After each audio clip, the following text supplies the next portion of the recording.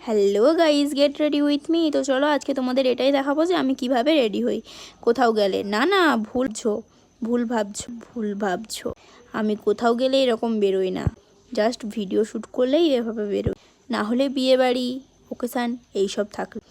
তো দেখো এখানে আমি বলছিলাম যে আমার স্কিন কেয়ার করা হয়ে গেছে। তারপর আমি প্রাইমার দিয়ে আমি আমার মুখটা কনসিলিং করে নিয়েছি। তারপর একটুখানি ফাউন্ডেশন দিয়ে আমি মুখের মধ্যে দিয়ে দিলাম।